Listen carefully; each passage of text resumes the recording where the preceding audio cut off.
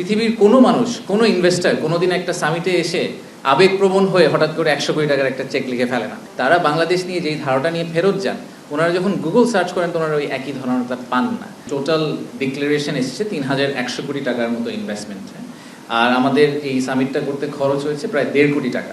তা আপনারা যদি মনে করেন ঠিক আছে তাহলে একটাকে আরেকটা দিয়ে ভাগ করলে তো return calculation is fantastic, brilliant summit, এর চেয়ে ভালো সামিট হতেই পারে না। আমি প্রথম থেকে শুরু করি, আমি এটা আগেও বলেছি, আমি আবারও বলছি, এই 3100 কোটি টাকার ফুল ক্রেডিট আমরা এই সামিটকে দেওয়া উচিত হবে না। এই সামিটের আগে অনেক কাজ করে এই 3000 কোটি টাকাতে 100 কোটি টাকাতে আনা হয়েছে। পৃথিবীর কোনো মানুষ, কোনো ইনভেস্টার কোনোদিন একটা সামিটে এসে আবেগপ্রবণ হয়ে হঠাৎ করে 100 কোটি টাকার একটা চেক লিখে ফেলে না। যারা এই ইন্ডাস্ট্রিতে কাজ করেন তারা এই জিনিসটা খুব ভালো করে জানেন।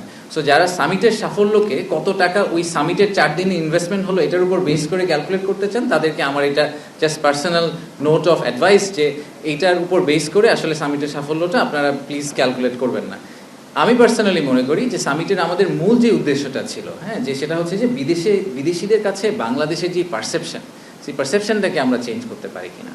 তারা যখন বাংলাদেশে আসে, আমরা এটা আগেও বলেছি যে বিদেশিরা যখন বাংলাদেশে একবার ফিজিক্যালি আসেন, তারা বাংলাদেশ নিয়ে যেই ধারণাটা নিয়ে ফেরত যান, ওনারা যখন গুগল সার্চ করেন তো ওনারা ওই একই ধারণাটা পান না।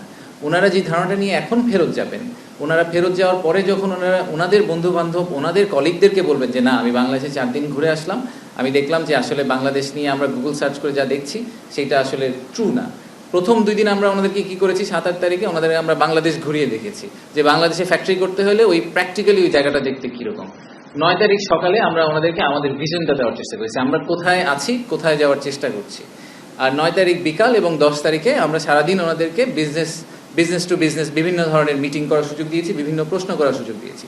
সো এই ফুল ওভারঅল 360 ভিউ যেটা আমরা দেওয়ার চেষ্টা করেছি, সেটা থেকে আমাদের এখন পর্যন্ত যে ফিডব্যাক বিদেশিদের কাছ থেকে সেটা হচ্ছে যে ওনারা খুবই খুশি হয়েছেন যে আমরা ওনাদেরকে এরকম একটা অপরচুনিটি দিয়েছি এবং সেখান থেকে ওনারা ডেফিনেটলি অনেক ইনফরমেশন নিয়ে ফেরত গেলেন। ওনারা আমাদের যেটা মেইন উদ্দেশ্য যে বাংলাদেশ যাতে খাবার মেনু থেকে প্রথমেই বাদ পড়ে না যায়, যদি মেনু থেকে আমরা বাদ পড়ে না যাই তাহলে অর্ডার করা তো অনেক পরের কথা।